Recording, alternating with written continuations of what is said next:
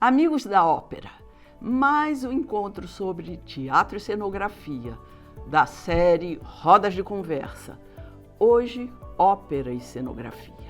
Na ópera, a cenografia desempenha um papel importantíssimo na definição do espaço cênico e na complementação da narrativa. A cenografia na ópera não só cria um ambiente visualmente atraente, mas também dialoga com a narração, ajudando a contar a história de maneira não verbal, formando imagens que envolvem o espectador em várias camadas de sensibilidade.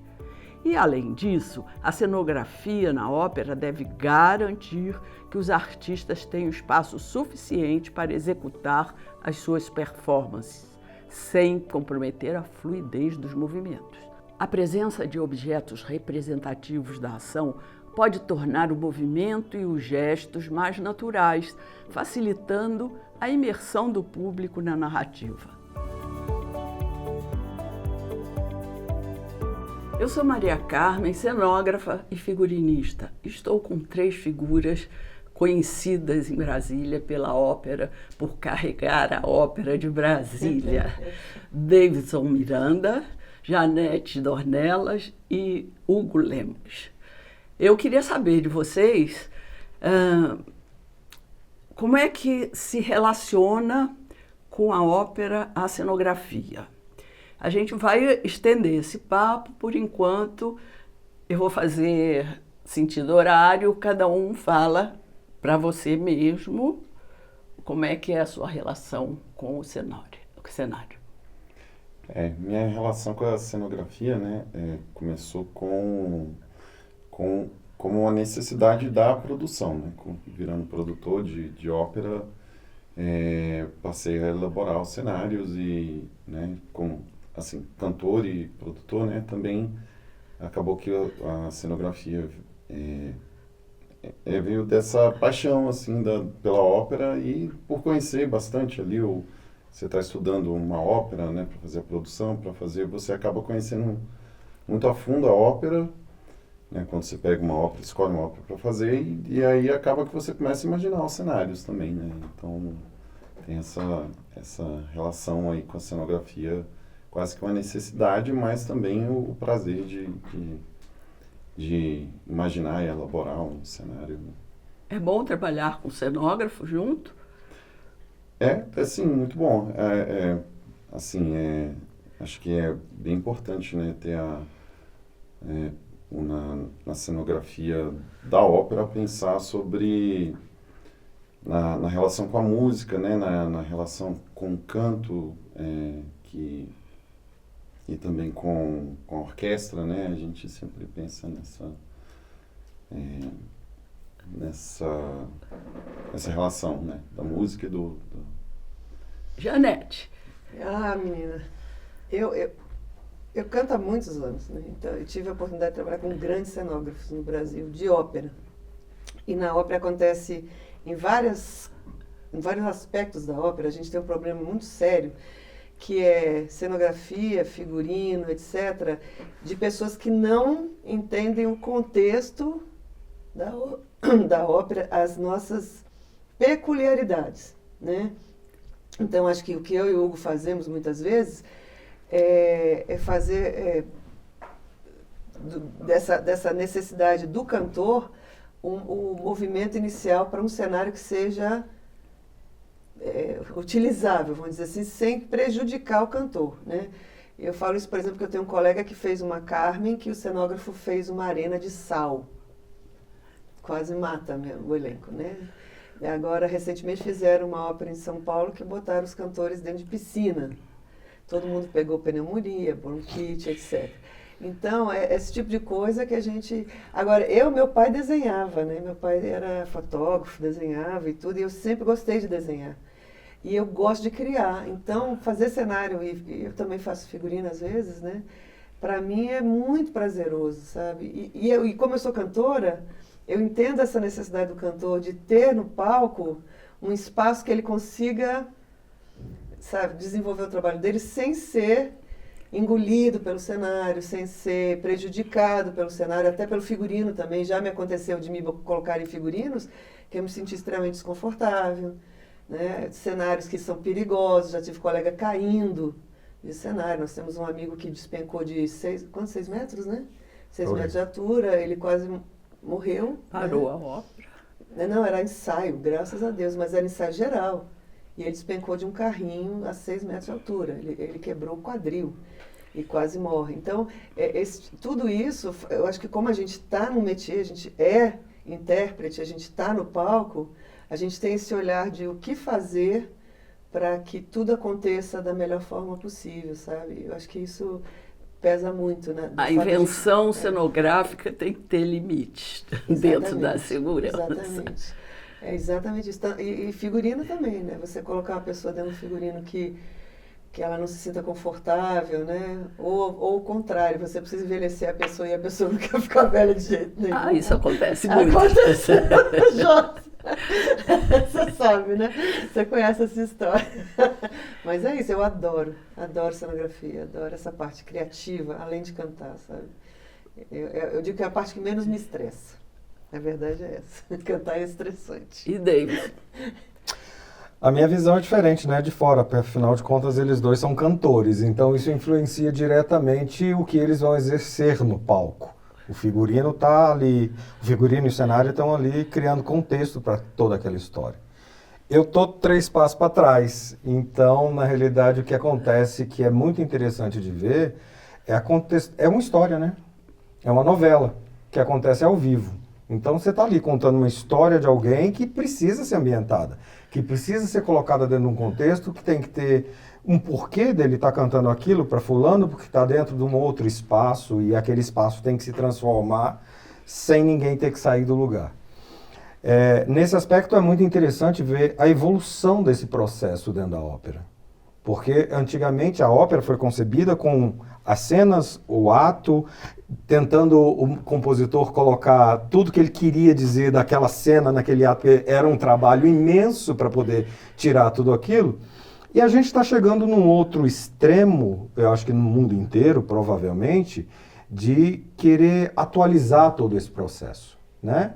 Ninguém quer mais, hoje em dia, quem já assistiu muitas vezes, sei lá, uma Traviata qualquer, né, que já viu como aquilo foi pensado pelo compositor para chegar dentro daquele processo, ele não quer ver de novo, ele quer ver uma Traviata com fogos de artifício, com não sei o quê, com circo, né? Então, entra naquilo que eles comentaram, tá se chegando a uma evolução que eu acho que é benéfica, mas tem que ter os limites, como você disse, que a gente precisa contextualizar toda essa história dentro de um movimento que atrai as pessoas, que atraia os jovens que estão aí, que, né, muitas vezes não assistiram a essa Traviata tradicional, formal e etc.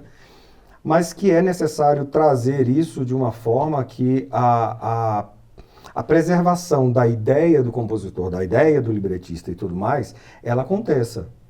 Sem virar só uma panela que está ali do lado, uma cadeira que está do lado de cá e você ter que imaginar todo o resto e acaba que deixando essa arte, que é uma arte, a cenografia, completamente de fora em muitos momentos. Hoje você vê, e não estou desmerecendo isso, mas você vê cenários que às vezes é só uma pedra que está ali e acabou, nada mais. E às vezes o contexto não se fecha, né? A ideia nova é legal, mas não fecha, fica faltando, né, um elan entre as coisas, e que a música, a história. Exatamente. E chega daí e fala, foi interessante aquela ópera, mas eu não entendi por que aquela pedra estava lá, não era para, né? Então tem um pouco disso pelo meio do caminho. A gente não quer mais, teoricamente, ver só o tradicional, mas ao mesmo tempo a gente não quer ver uma coisa absurda, sei lá, que não faça sentido. Quando faz sentido, ótimo, fica maravilhoso. Mas às vezes acontecem umas coisas que você fala, mas pra quê? Né? Mas você, criador, pensa assim, não sei, eu já ouvi muitas pessoas que ficam chateadas porque a Traviata não é assim o cenário. Eu já vi na Europa, já vi. Sim. Por que não tem. Tem muito disso, aqueles que defendem que tem que ser exatamente assim, né? Não, foi feito desse jeito, etc. Tem que ser com os costumes, né? Mas daí a gente tem um outro extremo do outro que também não fala que tem nada, imaginemos. Eu acho que o grande problema é a questão histórica, do momento histórico.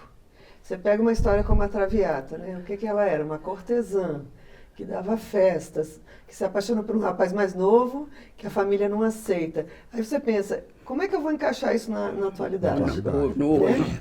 E isso acontece com várias óperas. Então tem o que a gente chama de óperas datadas. Por exemplo, André Chenier. André Chenier eu cantei em Belo Horizonte, uma produção belíssima, cenário do Teobaldo, não sei se você conhece o Teobaldo lá do Rio.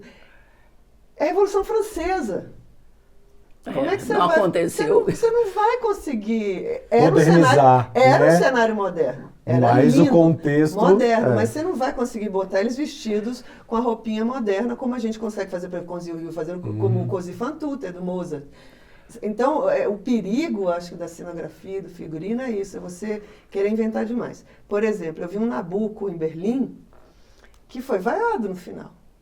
Porque o cara, o diretor de cena, o cenógrafo e o figurinista, eles foram de um mau gosto, sabe? O Nabucco é a ópera que tem o Vapenseiro, que é um coral famoso do Verdi, cantado no mundo inteiro, é um hino italiano. O cara me pega, bota umas plotagens de plástico penduradas em vários idiomas, o coro entrando em cena para cantar isso, começa a puxar essas plotagens, e esse plástico começa a cair. Então, num dos coros mais bonitos do mundo, você ouve plástico caindo. E aquilo me deu... Caía como marca. Caía como marca. Fazendo barulho. Pensei... Gente, Vai matar eu queria música. jogar um sapato naquele diretor de cena, naquele cenógrafo. Matou a música, exatamente. Então, tem a questão do ego. Se o cenógrafo, o figurinista, o diretor botam o ego acima da obra, isso pode ser perigoso nesses aspectos. É verdade. Como que a gente vai educar as crianças para gostarem de ópera? A gente teria que fazer meio a história da ópera para chegar nesse ponto de se abstrair e uma pedra ser suficiente para como entendimento. Acho que para criança tem um repertório muito grande de óperas para crianças, né? Inclusive a gente vai fazer uma agora no começo do ano que vem, que é vamos fazer uma ópera do Britten, que tem crianças em cena e é para crianças e é uma história super leve, meia hora. Então isso é um jeito de você levar as crianças para a ópera. Você pode fazer versões mais reduzidas, por exemplo, da Flauta Mágica, né? A gente já fez. Acho que é Em importante. português. Em português, fazer Muita em ópera português. em português a gente faz. Eu acho que É difícil traduzir uma ópera, não? É divertido, eu adoro. É difícil, sim. Ela fala assim, mas difícil. Não, eu levo Porque na meses, realidade, você semanas. tem que contextualizar aquilo dentro de uma linguagem que seja entendível E cantável. cantável, exatamente. Então A gente fala complicado. tradução e adaptação. São duas coisas diferentes. Continue, desculpe ter cortado. Não, mas acho que... Precisa ter cenário mesmo sendo uma ópera para criança, não sei, eu não conheço, o libreto pede um cenário assim, assado? Acho que mais precisa ainda, para criar, transformar essa coisa mais lúdica, mais acessível a elas, entendeu? Mesmo sendo óperas direcionadas, Vamos Fazer uma Ópera é uma ópera menor, mas se você pegar um Hansel e Gretel, que é... O João e Maria. O João e Maria, que é maior, é necessário ter, né? Porque também aquilo foi contextualizado para uma outra cultura. Então a gente verbais. tem que... Exatamente, sim, absolutamente necessário. E aí pode explorar. Mas aí eu discordo um pouquinho, porque, por exemplo, o telefone do Menotti, que a gente fez em escolas públicas, muitas escolas públicas, mais de 50. Eu fiz para infantil, fiz para fundamental e fiz para ensino médio. Eram versões diferentes? Não, a mesma versão, mas para diversos públicos de faixas etárias. Né? Inclusive, quando a gente foi para o infantil, eu falei, meu Deus, é uma ópera de 27 minutos. O que a gente tinha? Eu tinha 3 painéis plotados. O resto eu pegava emprestado na escola. Uma cadeira, um sofá, uma mesinha e improvisava. E quando tinha uma mesa de escola, eu botava um pano por cima, era muito simples. Mas era uma ópera que as crianças ficavam assim, mudas. Eu acho que tudo impactadas. depende do que está lá no libreto, né? Por exemplo, Vamos Fazer uma Ópera. É um espetáculo, né, que tem uma peça de teatro e depois uma ópera. essa ópera pequena, de meia hora, ela se chama O Pequeno Limpador de Chaminés. E lá tem um momento que o menino tem que ser içado e fica preso. Tá no texto, tá no libreto, é bem detalhado isso. E é ótimo para criança, né? Você tem que fazer uma chaminé. Como fazer sem chaminé? Não tem como. Você tem que ter uma chaminé. E aí tem muita coisa, está no libreto, está no texto. No caso do Britten, é um compositor que ele é muito... a música dele é muito integrada à cena e o libreto é bem detalhado. Tá tudo lá. Assim, tá tudo bem... O script tá lá, assim. Então você tem que colocar tudo aquilo, porque o menino tem que ter uma hora que ele tem que se esconder dentro de um armário para fugir. Tem que ter o armário. Tem que ter o armário. Tem uma hora que ele, para fugir da casa... Não dá para mudar o texto como no teatro. Escolhe na coxinha. Exatamente. Vocês falou do armário. E aí tem uma hora que ele entra dentro do baú para fugir da casa, que ele tem que fugir dos caras maus lá. Enfim, tá muito detalhado. Então, nesse caso, tem que ter o cenário específico. E o Britten vem de uma pós-geração romântica que é, por exemplo, o Puccini, né, o italiano, o famoso Puccini, que fez La Bohème e Tosca e outras óperas assim. O Puccini era um dramaturgo, ele era um diretor. Então, você pega a partitura do Puccini, está escrito assim, a Mimi vai cantar. Mimi pega a vela e finge que apaga a vela. Mimi entra com o pé direito pela porta. Rodolfo se ajoelha e pela faz porta no lado direito. Exato. Aí o Puccini bota tudo lá.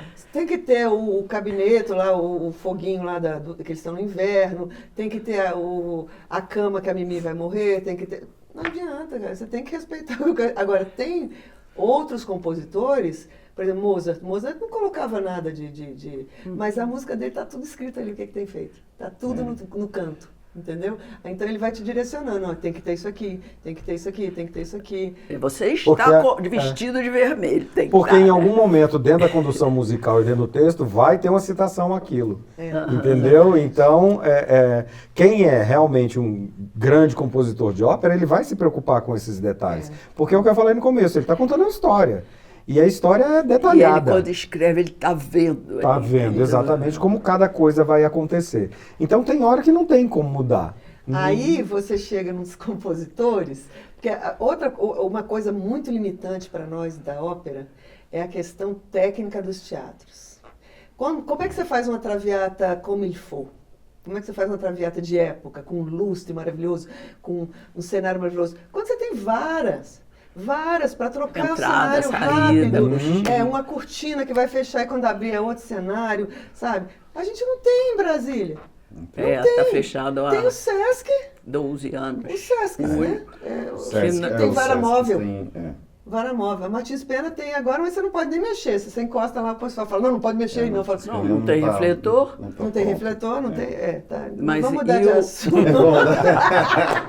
O teatro tão novo lá que os militares fizeram. Copex.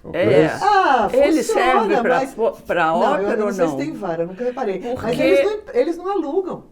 É muito difícil lá conseguir uma pauta. É muito difícil conseguir pauta. É só para eles cantar o hino nacional. Ou para algum amigo de alguma pessoa lá dentro. Mas ele é um teatro de ópera? Eu acho que não. Não tem fosso. Porque se chama... Por exemplo, eu trabalhei em Itália na revitalização de 33 teatros históricos em 30 cidades. 3 só cidades maiores tinham teatro de ópera. O resto era normal. Teatro para ópera. Tem que poder entrar a ida com os elefantes. O tamanho para chamar teatro de ópera é meio não, isso. Tem que ter fosso. Primeira coisa. Não tem fosso, acabou. E os fossos estão sendo fechados. No Rio de Janeiro, a gente quer levar a Marielle e não tem fosso no João Caetano, que teríamos condição de levar. Não tem, não. Está fechado, porque teve uma reforma do teatro e agora não estava usando, ninguém usa, fechou, mas vai abrir. A gente fez uma Tosca em Batatais, uma cidade do interior de São Paulo, um teatro maravilhoso, um fosso enorme, um palco grande, agora tinha 5 refletores, a gente fez milagre, não tinha vara, a gente fez um cenário fixo, trabalhamos, eu criei a cenografia, né? Ficou bem interessante, mas era tudo no chão, movendo no chão, apagava a luz, a gente movia as peças e tal. Esses dias um amigo nosso que mora na região falou assim, então, fecharam o fosso, porque estava muito perigoso para as crianças que faziam dança O próprio no palco. Sesc foi desenhado aqui de Brasília, foi desenhado com um fosso.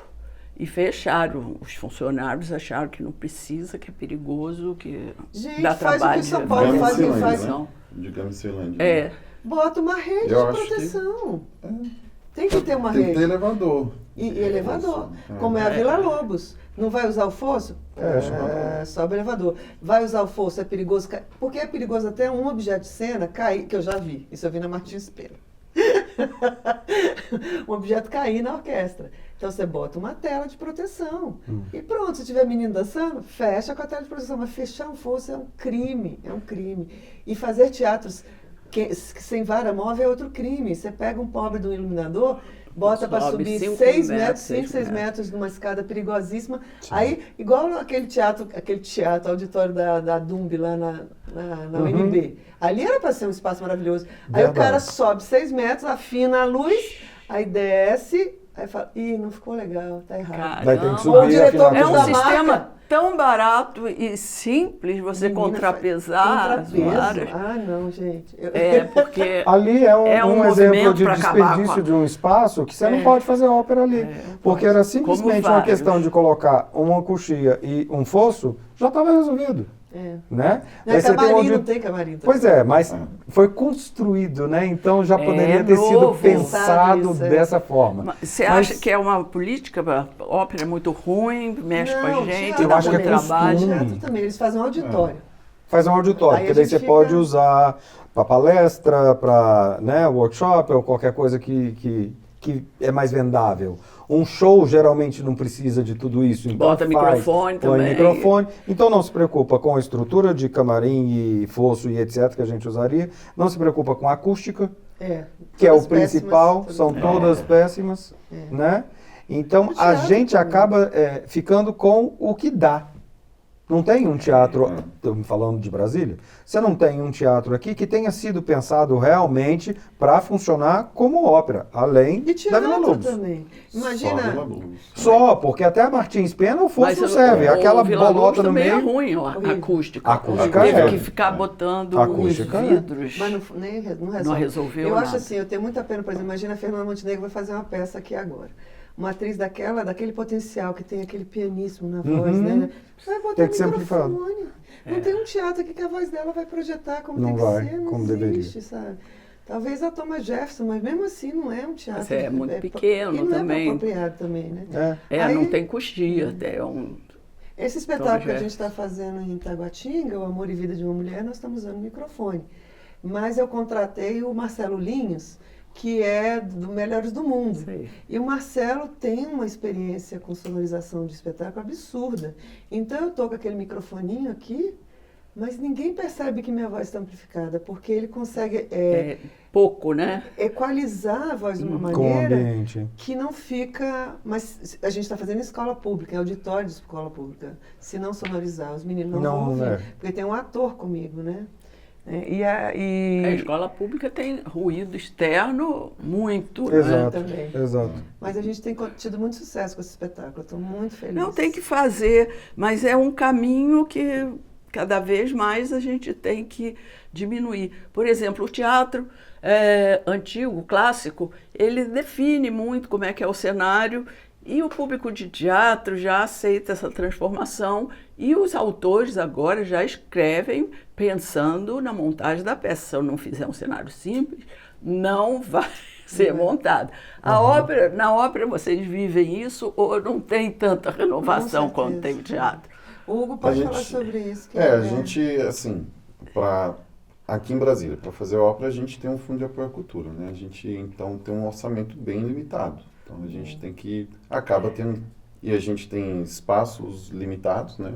acaba que a gente faz muita coisa lá na Escola de Música de Brasília, que É um dos melhores estrutores que tem, né? tem uma estrutura muito boa, depois que passou por uma reforma. Tem um fosso que é um Que Focinho. também era fechado. Focinho. Era aquilo que vocês fechado. conseguiram abrir. Era. Mas a gente A já época que eu estudei lá não existia aquele fosso, aquilo lá era tampado, todo tampado. Mentira. Isso foi aberto, sei lá, acho que nos últimos 10 anos, 12 anos. Não, mais. Por aí, ou um pouco mais. Ele é pequeno o fosso, É né? pequeno. Muito. Não pequeno. dá uma É orquestra muito estreito grande. e vai até Mas porque pelo ele não é por menos baixo tem. do palco, né? Então ele fica no limite o, ali. o fosso de ópera, de teatro de ópera, geralmente ele Você passa entra por dentro. Exato. Mas Você é isso, passa a gente- pelo poço. Por causa dessas limitações de espaço, limitação de orçamento, a gente faz óperas que seriam grandes, a gente transforma em óperas de médio porte, digamos assim. Uma orquestra de 20 músicos, um cenário só, que vai mudando alguns elementos, né? Cortes de duração também. Às vezes a gente faz alguns tem que cortes, fazer dependendo. cortes. Porque a mudança de cenário, eu sei que é trabalhosa, com uma ópera montada com tudo que ela merece.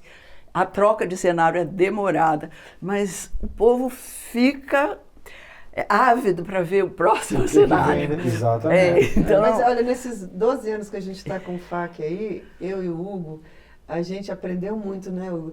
Os primeiros cenários que a gente já fazia eram pesadões, né? Usava madeira, não sei o quê. Aí a gente foi mudando isso aí. Agora Hoje tudo é plotter. pano, é papel, é alumínio, sabe? Andaime. Nossa, a gente adora o andaime. Adora o andaime. Porque você trabalha com os vários níveis e acaba que é mais barato, né? Sim. Então, e você consegue montar algumas coisas. Teve o Will Tabaro, por exemplo, que a gente fez uma forma que parecesse um caminhão no palco. Teve gente que achou que era um caminhão É um mesmo. caminhão. No palco. A história se passa na só com beira... andaimes. Andaimes. Mas botou roda, assim. Aí colocou o Fingindo, pneu, né, no lado, fez a cabine, parecia um caminhão meio Mad Max, assim. A gente estava falando da questão do histórico, do sentido histórico. O Tabarro, do Puccini, se passa na beira do rio Sena. É um dono de um barco que a esposa está traindo ele com um dos estivadores. Então, eles estão dentro do barco. Então, geralmente, as pessoas fazem o Sena. Na lá, primeira Notre montagem Dame, devia ter todas as o rio referências. Sena, a rua ali. O que o Hugo bolou, que foi genial. Esse cenário do Hugo eu acho genial. Ele e a Yandra. A gente tem uma equipe de criação, ele e a Yandra, que é bem azeitada. E isso é super importante. Cabeças pensando juntos e discutindo um conceito. O Hugo criou uma cenografia baseada num bar de beira de estrada no interior do Brasil e um caminhão. E dentro desse caminhão ele carregava agrotóxico. Foi na época... Conseguiu deslocar Em para outra 2019. situação. 2019. Então ele botou a caixas de agrotóxico, botou uma cerca que não tinha fosso, da cerca para lá nós colocamos a orquestra e guardas vigiando a orquestra. Então era como se a orquestra fosse a elite, ali era a fazenda da elite e o coro também ficava ali, que era o povo chique, e nós pobrões, né, eu era a mulher, a traidora lá, a gente ficava do lado de cá, na beira da estrada, e esse caminhão era sensacional. Andava e tudo? Não. Aí não dava. Inclusive foi engraçado porque o secretário de cultura da época nacional, né, porque não tinha mais ministro de cultura, foi assistir e a gente morrendo de medo do cara ver a crítica, né, dos agrotóxicos e tal. E ele, foi ótimo, eu gostei muito. E ele ficou Adorou. acordado o tempo todo. Ficou. Alguém tomou conta dele. Pois é. Mas aí tem a questão foi na Funarte, né? Então não tem fosso Não lá, tem né? fosso. Então a gente colocou a orquestra de um lado, né? Daí acaba que a desvantagem, assim, que quem sentava muito perto da orquestra ouvia muito a orquestra. Ouvia mais E ouviu um lado mais que o outro. Ficava também. desequilibrado. E né, nós, o cantores, a gente tinha essa dificuldade de Claro. ver Tá a mão do acompanhando. maestro, né? Essas coisas, né? Isso é complicado. O maior problema para a cenografia nossa em Brasília é exatamente essa ausência do fosso. Porque às vezes a gente tem que botar a orquestra atrás dos músicos, ou na frente, mas num lugar que não tem fosso, tipo o Sesc. Aí o público vê ali a orquestra. Porque quando o Wagner tira a iluminação do teatro, né? A ideia é exatamente que a orquestra desapareça, né? O Richard Wagner que criou essa coisa da caixa preta até ali a orquestra ficava Bayreuth. visível, né? Bayreuth, exatamente. Aí, quando você vê a orquestra, você tira um pouco da magia, do encanto do que está acontecendo. cena. ali, Porque a da grande cena. ideia era justamente a música acontecer por si só, sem ter esse destaque, né? Eu sei pro que tá maestro. lá, Sei mas- que está lá, sei que está acontecendo, mas a história vem em primeiro lugar, sendo cantada. Agora, Então, em relação à questão do dinheiro, isso aí é muito interessante. Eu fiz um artigo quando eu estava no doutorado falando exatamente sobre isso. A questão de baratear as produções. Isso é o modernizar, na verdade. Modernizar, então. É Todo pra autor baratear? agora quer... Ou não. Aí você pega uma tetralogia do Wagner no Metropolitan, totalmente computadorizada. Você já viu essa tetralogia? Gente, aqueles moderníssimo, as Valquírias, né? As É Valquírias, super né? moderno, mas é uma fortuna É uma aquilo. Então, fortuna. não adianta você querer modernizar para baratear. Não. Entendeu? Não, claro você que pode não. modernizar porque você. E nós já fizemos várias vezes isso, né? Então, Eu foi e o com Hugo. conceito, né? Um conceito. Você Ideia. pega e fala, isso aqui é passível de ser modernizado?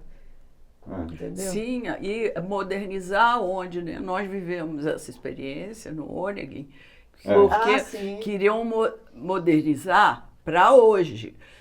Não tem dá. como, não tem como. De jeans foi a primeira reação minha quando me convidaram para fazer. Vai botar uma pessoa de jeans falando essas coisas apaixonadas, assim. Autorromantismo russo. Exato. A gente conseguiu um espaço Um meio legal termo, nos né? hippies, né? É. Nos anos 70, porque tem mais pano, tem mais aquele romantismo. E Essa acho ideia que das 4 estações foi Foi sensacional. sensacional. Sensacional. De fazer cada Muito ato lindo. É. uma estação. E aí, pois é um desafio. Essa dificuldade é desafio. Mas, por exemplo, a dificuldade do teatro não ter espaço, não ter fosso, não ter ter coxia, da escola de música ou camarim é em cima, né? Ah, horrível aquele camarim. Mas tem, pelo menos. E aí, o desafio é grande demais, né? Quando não tem um espaço. Sim, E o exatamente. público vai esquecendo que tem uma ópera para ver, não posso perder. Quer dizer, a gente tem que dar tratos à bola para continuar fazendo. Mas uma Porque não vamos sucumbir a essa proposta de política cultural que é melhor não ter, porque esses caras enchem muito o saco da gente. Mas uma coisa é certa, isso aí, nesses anos todos que eu faço ópera em Brasília, eu estou na ópera desde 84. Quando a música é boa, você pode ter um cenário simplérrimo, mas o povo gosta. As pessoas Tem que ser bem saem, cantada, naturalmente. Exatamente, quando a música é boa e é bem cantada. Isso a gente tem visto. Por exemplo, a gente fez uma ópera do Beethoven, que ele fez o cenário, o Fidélio. Fidélio é a única ópera do Beethoven. E a gente estava com medo. Falou, pô, será que vai dar público? Foi a maior bilheteria, né? O Eugênio Onegin mesmo, do Tchaikovsky. Russo. Tchaikovsky. Ah, não vai dar público. Lotado. Estava lotado. Entendeu? Quem leva o público é o cara, sabe? Você fala Mozart, as pessoas já sabem quem é e falam, não, vou lá ver. Entendeu? Você fala Tchaikovsky, Beethoven, o povo, não vou lá. E saem encantados, porque a música é maravilhosa. Tem um público fiel da ópera? Eu acho que sim. Tem uma turminha, assim, Eu acho que tem uma turma que gosta, que vê, que prestigia. os amantes, né? Os amantes da Exatamente. E aí vai depender, obviamente, tem aqueles títulos que são mais pop, né? Mais amados, digamos assim. As E Carmens da vida. Exato. E tem aqueles que são, já ouvi falar. Além de ter o que é isso. Né? Então, isso faz diferença na hora de você realmente entregar um produto. Quanto mais referências você tem do produto, mais difícil fica de você entregar qualquer coisa. Exatamente. Né? Uma flauta Então, mágica, se você por faz exemplo, uma flauta Carmen. mágica, uma Carmen da vida, que todo mundo já ouviu, que todo mundo conhece, e sabe a história, beleza, então vamos modernizar isso, como é que isso poderia ser contada, essa história, de uma forma mais moderna, mais atraente, em outro lugar, né, em outro lugar e etc.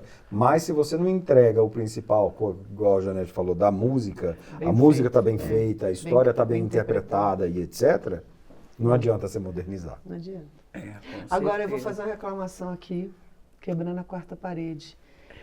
Do jeito que o FAC está, e eu vou te falar, gente, a cultura precisa de subsídios. A ópera, então, mais ainda.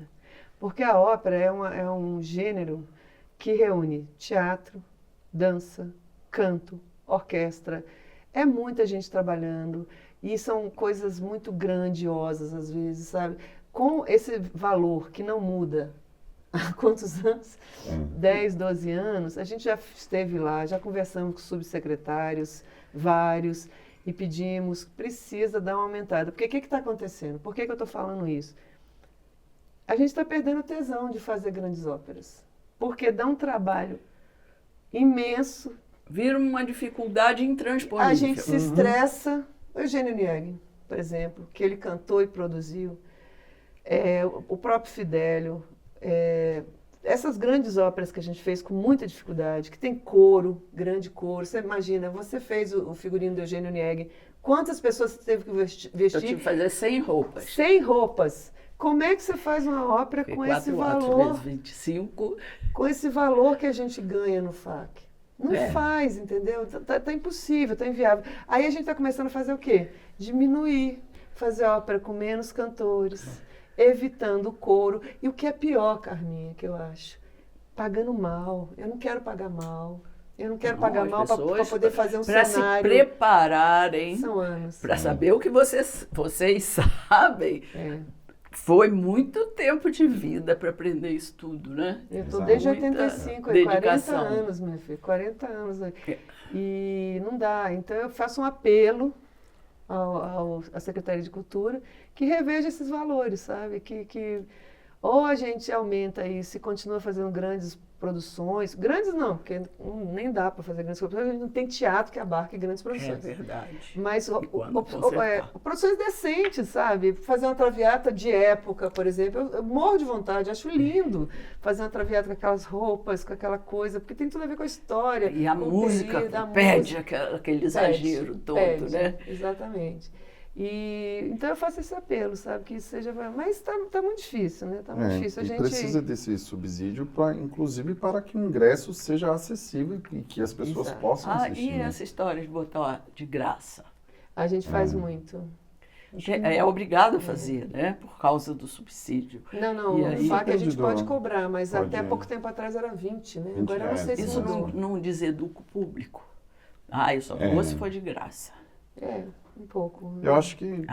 de graça não deve ser bom. Mas eu não entendo. Tem os dois lados, eu não entendo, porque você vê às vezes uma dupla sertaneja, eu já vi ingresso de R$500, é verdade, o pessoal paga. Ou seja, isso que eu acho que a função da Secretaria de Cultura, a política pública para a cultura é exatamente ajudar as linguagens que não têm apelo financeiro, entendeu? Apelo comercial. Comercial. De chamada. Agora mesmo saiu a divulgação de um evento super comercial e quem está patrocinando? A Secretaria de Cultura. Entendeu? Esses eventos não precisam de patrocínio da Secretaria de Cultura. Sim. Eles têm os patrocinadores, a cerveja, o cigarro, o Red Bull, sei lá, pode falar nome aqui? Ops. O energético. A gente está com a água. Quem patrocina a gente é a água. E a gente. Opa, tintim. Tem que brindar água e beber, né? E a gente não tem, cara. Sabe? Mas é só a água, não é Caerbes, não. Então, voltando ao assunto da sua proposta, eu acho que isso é que traz um pouco esse distanciamento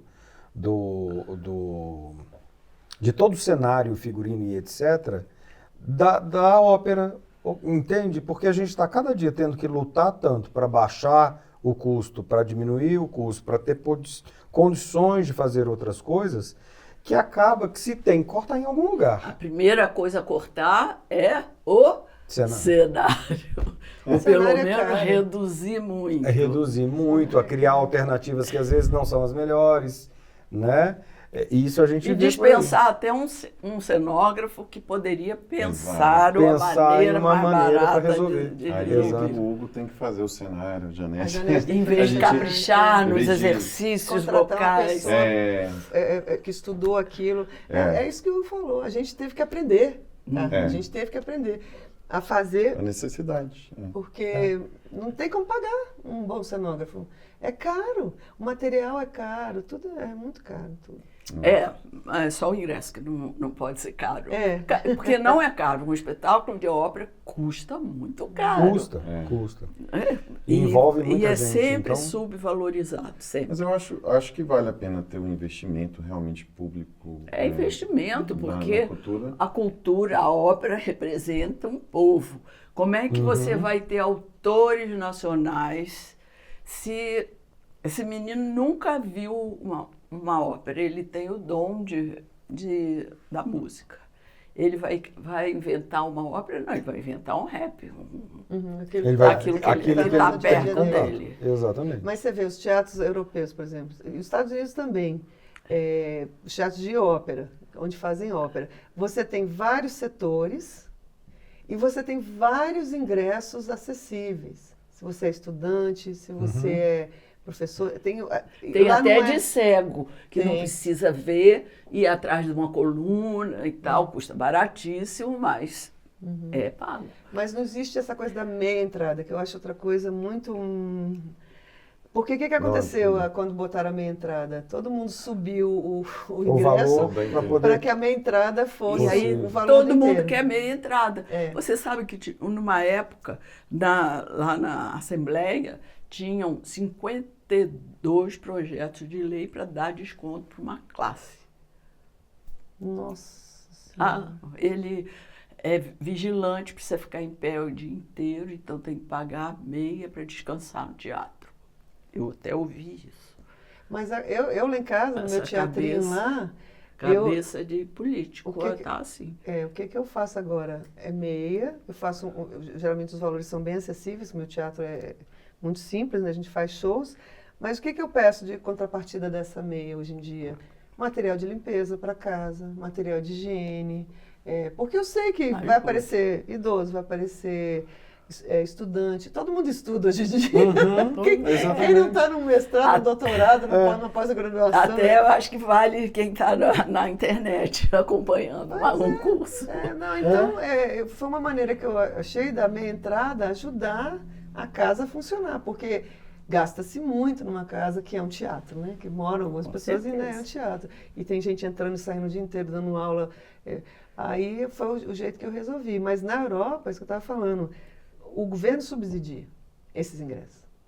É o governo que subsidia. O ingresso, O isso eu ingresso. também já vi. Exato. Porque você vendeu, por exemplo, sei lá, o varredor de rua vai ter desconto. Mas quem paga é O o sindicato negociou isso, vai pagar tanto, o governo paga a diferença. Exatamente, do que não é o ingresso. produtor, porque o que lasca a gente no gente que Brasil é que a paga. gente que paga. Eu gosto muito do Plínio Mosca, lembra o Plínio Sim. Mosca?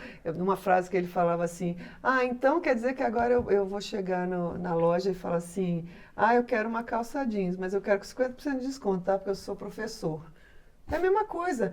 A única coisa que eu tenho para vender, o meu produto é a arte. Eu vou dar meia entrada, eu vou pagar meia entrada? O comerciante não vai fazer isso. Ele não vai vender uma calça jeans pela metade Nada, do preço. nenhum lugar, nenhuma comida é vendida para uma pessoa que tenha fome pela metade. E E fome de cultura, sim.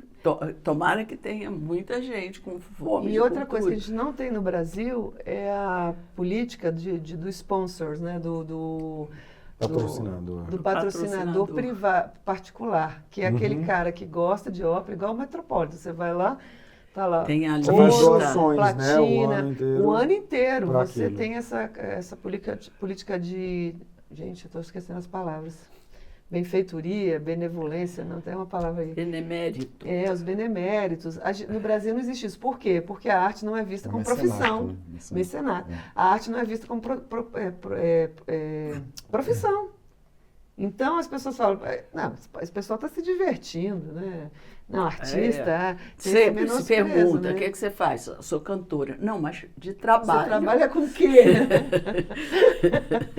Nossa, eles não têm, eu acho que o público não tem ideia do quanto a gente trabalha. Não tem Para noção. preparar uma ópera, a gente sabe aí que são pelo menos umas 80 horas de ensaio que a gente faz, assim. Fora você ter que Fora o manter seu a sua, preparo. sua Seu preparo saúde individual. vocal, Isso. na sua alimentação, nas suas ginásticas. Né? Não, e tem uma coisa na ópera também, você falou da saúde vocal. Você tem uma ópera de 3 horas, você canta uma traviata, um papel difícil pra caramba. Na ópera a gente tem que ter 2 traviatas, ou 3. Porque Eu já fiz ópera, eu fiz a Turandot, éramos 3 Turandots. Porque ninguém aguenta cantar aquilo dia sim, dia não. Entendeu? Você tem que ter uma pessoa para revezar com você. Ainda tem isso. Todo elenco principal, às vezes, é dobrado ou triplicado. Sim. Entendeu? E isso custa dinheiro. E outra, uma traviata é cara, a cantora. A pessoa para quem chegar no sabe, nível de cantar um papel difícil daquele. Não é barato não, gente. A ópera é caro. Prestigiem a ópera é lindo. É lindo, mas é caro para a gente que assiste também. É caro, é uma riqueza que a gente vai botar dentro da gente, impagável. Exatamente. O assistir. É uma experiência que você ter uma experiência de assistir uma ópera num teatro, a falar, pega um CD e assiste, pega um DVD. Não, não é a mesma coisa. Não é a mesma coisa de você ter aquele som com aquela história sendo contada e você envolvido com aquilo. E é presente, pode desafinar, pode tropeçar. É vivo. E assim vivo, como né? um espectador pode dar uma tossidinha e aquilo vai tornando.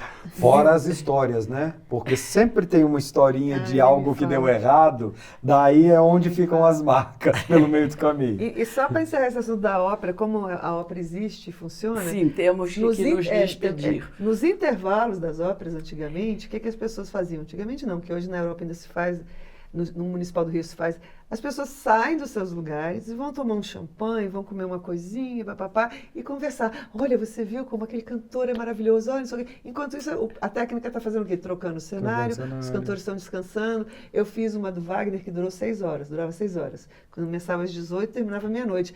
A gente jantava. No meio passava no camarim o pessoal com as bandejas de jantar. Isso foi aonde? Municipal de São Paulo, Crepúsculo aqui dos no Deuses. Brasil. 6 horas de ópera. Sim, você tem seu microfone, sua câmera para Se despedir. se despedir. Sim. Com a alegria que a gente vai continuar fazendo ópera. Ainda temos fé na arte, fé na ópera e vamos continuar fazendo ópera. Isso. Vamos fazer uma ópera, né? Vamos fazer uma ópera. Aliás, tem ópera em outubro agora chegando. Já tem nova ópera chegando em outubro. Fiquem ligados. Chegando ou vocês montando? Nós estamos montando para outubro. Ótimo. Aqui não se para. Aqui não se para. Vá assistir uma ópera. Se você nunca viu, vá assistir uma ópera. Você vai se surpreender, com certeza. Com o cenário, com a música, com o figurino. Se tudo deu certo, você vai sair encantado. Se deu alguma coisa errada, você vai sair pelo menos bem alegre. Vá assistir uma ópera que vai te fazer muito bem. E eu diria que toda vez que a gente termina uma produção de ópera, eu, Hugo, Yandra, Davis, a gente fala: ai, nunca mais quero produzir ópera. Até vir a próxima. No outro E dia a gente está tratando de novo do Ai, assunto. qual é a próxima? Qual é a próxima? Toda vez a gente termina assim: ai, não aguento, tô exausta, não aguento mais. Falta muita gente, né, de apoio, porque por causa disso não tira só o cenário. Tira também pessoal de apoio. Exatamente. A gente não tem mais Todo mundo tem que fazer um não pouquinho tem de mais- tudo para poder tudo Mas funcionar. a gente vai chegar. Será que vou conseguir chegar num tempo que ainda vou ver essa transformação? Eu não sei não, amiga. Eu acho que está difícil. Se as coisas continuarem como estão, acho que... Mas a ópera não morre. Não, Não, claro que não. Não Vai morre. se Mozart transformando. está aí, E é Rainha da nisso Noite que está a aí. gente está vivendo, esse tempo dessa transformação. E vocês têm experiência suficiente para já fazer propostas. Não, fazer assim, modernizar. Janete, muito obrigada. Oh, querida. eu que Muito agradeço. boa A toda honra. a sua experiência, contar aqui pra gente. Hugo, muito obrigada. Eu que A gente agradeço. volta a se encontrar em outra ópera por aí. Davidson, também muito obrigada pela sua clareza logo de saída, que esclareceu a posição do cenário, a transformação dele. Muito obrigada. Eu que agradeço. E vamos à ópera. Brasília agradece a esses fascinantes personagens.